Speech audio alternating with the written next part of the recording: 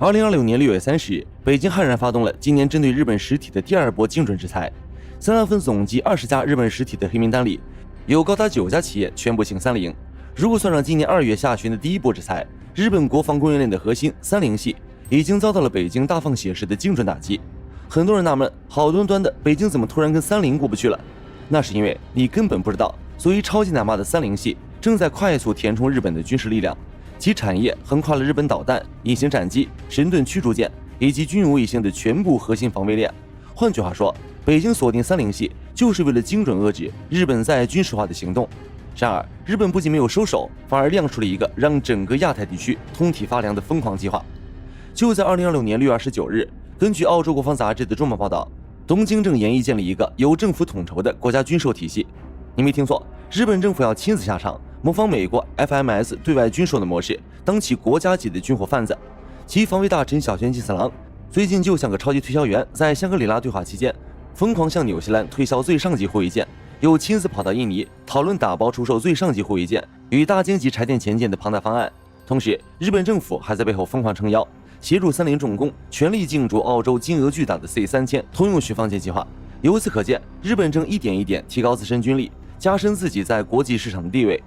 國際著名軍事研究機構 Global Firepower 曾在2020年把日本的軍事實力排在世界第5，而日本海自更狂，私人海上力量已經遠超俄羅斯，僅次於美中，自封世界第4。那麼，這個長期處於和平憲法禁锢之下，連正規軍隊名分都沒有的自衛隊，究竟隱藏了什麼可怕力量？是哪些武器讓北京感到了忌憚，不惜連發雷霆制裁來精準绞殺的？別急，這一切的開端要從這群能在大海上玩死亡螺旋的鋼鐵禿鷹說起。在現代戰場上，我一貫奉行一句話：火力才是一切。只要你的彈頭夠大，射程夠遠，投石量夠飽和，再牛逼的防禦系統也是紙糊的。而日本顯然學到了其中精髓，他們今年將巨額軍費的50%以上全部砸在了大規模進攻性火力的建設上。如2026年3月13日，日本防衛大臣小泉進次郎就正式宣布，日本自衛隊已正式接收美制戰斧巡航導彈。日本由此成為繼美英澳核之後，全球少數裝備戰斧的瘋狂玩家。據悉，這次日本不惜血本，花費23.5億美元，一口氣向美國採購了400枚戰斧導彈，且為了提前1年獲得遠程打擊能力，日本甚至同意採購200枚舊型號和200枚新型號的混搭模式。其性能，光是首批接收的戰斧 Block 4和 Block 5導彈，射程就已飆到了驚人的1600公里。而這群數量高達400枚，能在飛行途中改變航線，並在目標上空盤旋搜尋的致命殺手，屆時將全面裝備海自的8艘宙斯盾驅逐艦。這意味着日本的遠程打擊觸角已經從本土直接延伸到了亞洲大陸的腹地，但這僅僅是日本龐大導彈與計劃的冰山一角。在接收戰斧的同日，航空自衛隊還接收了挪威研制的 GSM 空射巡航導彈，用來裝備 F-35A。這款最大射程500公里的隱形大殺器，能完全塞進 F-35A 的內置彈艙，這無異於讓 F-35A 在保持完美隱身狀態下，還能從敵方防空圈外發動致命一擊。而且，若是算上 F-35A 本身的作戰半徑，那日本完全有能力在自家門口架起了一名無形且隨時會移動的長程重炮。更讓北京感到生疑且高度警惕的是日本自研火力的野蠻生長。据公開報道，日本目前正在本土的九州熊本縣和本州靜岡縣瘋狂部署其國產的12式地對艦導彈改進型，直接把射程從原來的100多公里暴力提升到了900公里，未来更是計劃衝到1500公里。不僅射程管夠，還採用了慣性 GPS 以及末端主動雷達的複合指導，成了一枚世界上射程最遠、最難纏的巡航式反艦重器。從2023到2026年，日本僅在這款導彈上每年就砸下超過1000億日元，平均年採購量超過100枚。這還沒完，2026年1月22日，日本防衛省還公布了一款島嶼防禦導彈的測試影片。這款由川崎重工研發的龐然大物，體積遠超美制的 NSM， 射程同樣輕鬆突破1000公里。最絕的是，它在最終向目標俯衝時，能夠進行極其罕見的同滾式螺旋機動。這是什麼概念？其完全有能力躲過近防炮的攔截火網。更危險的是，它也採用模塊化彈頭設計，隨時可以更換為對陸攻擊彈頭。這相當於模糊了傳統巡航導彈和巡飛彈的界限，讓防禦方防不勝防。據前自衛隊高官透露，到2030年代前期，日本服役的各型进攻性導彈總數將達到數以千計。試想一下，當1000枚射程超1000公里的導彈機群同時升空，那種飽和火力的畫面，誰看了不發愁？不過導彈再猛，打不中目標，那也就是一堆昂貴的廢鐵。那日本又是靠什麼在遼闊的太平洋上精準標定幾百公里外的獵物呢？大家不要天天盯着今天买了幾枚導彈，明天造了幾艘戰艦。我告訴你，武器永遠只是殺傷鏈的最後一環。真正讓北京感到威脅的是日本正在美國幫助下悄悄構建的態勢感知與指揮控制體系。這套體系就是日本導彈集群的千里眼和超級大腦。首先，日本的外空偵察天網已經進入了瘋狂的試運行階段，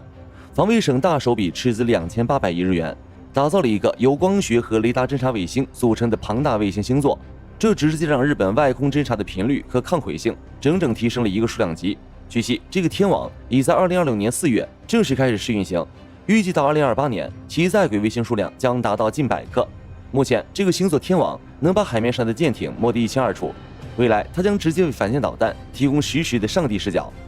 除了掛在天上的衛星，日本在無人機領域的採購也到了令人发指的地步。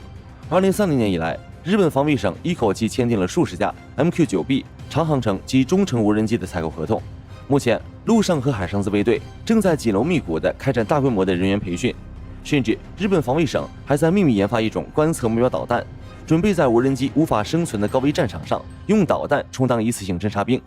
有了這海量的传感器數據，怎麼處理？當然是人工智能了。2025年7月，日本防衛省全面啟動了高抗毀性 AI 輔助的跨域指揮網絡，加上自衛隊在2025年3月成立的統合作戰司令部，其已經具備了統一指揮海陸空全域戰力的能力。目前，日本富士通公司正在全力開發專門用於自動生成作戰方案的 AI 智能體。屆時，從衛星星座到多枚導彈的飛行路徑規劃，將全部交由 AI 代勞。這意味着日本已經初步實現了作戰指揮的平戰結合，反應速度發生了質變。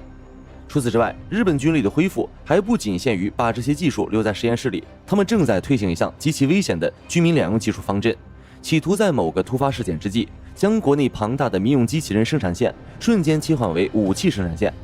這種隱身軍武庫的打法，我感覺就像是在打造一個龐大的準戰時國家動員體制。這也是為什麼北京要精準打擊30電機等軟件和電子承包商的原因之一。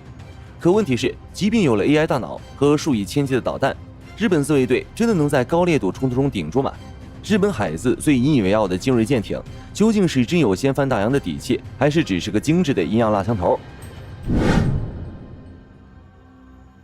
要說日本海上自衛隊，那一定離不開那一艘長相科幻、耸立着一體化封閉式桅杆的最上級護衛艦。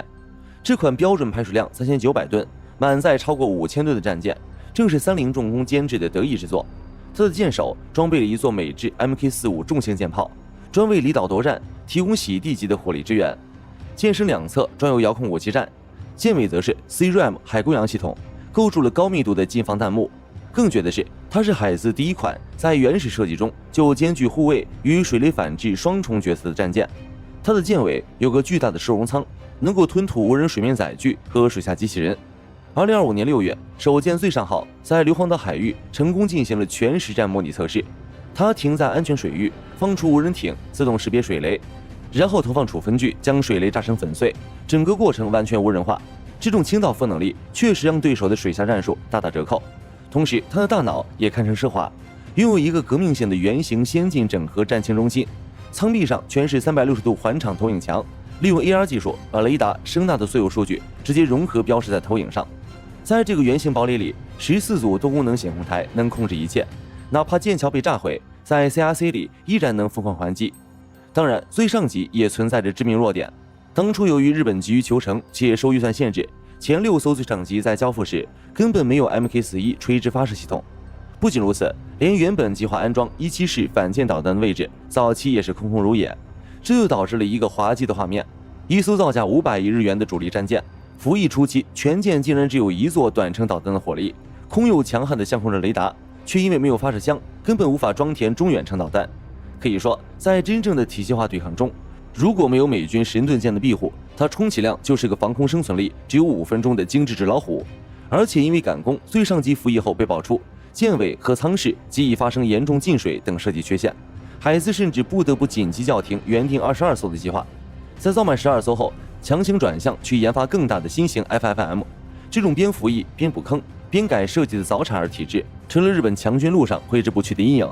綜上所述，日本的軍事力量在短期內的確得到了舉世罕見的野蠻膨脹。2025年，日本的軍費預算直接飆升到了8.7萬億日元，相較於2022年瘋狂增長了61%。他們全面翻新西南諸島的機場，一次性向美國訂購1200枚 AIM-120導彈，零件儲備直接拉到準戰時水平。加上美國的支持，其正在把自己包裝成一個具備全域進攻能力的次主角。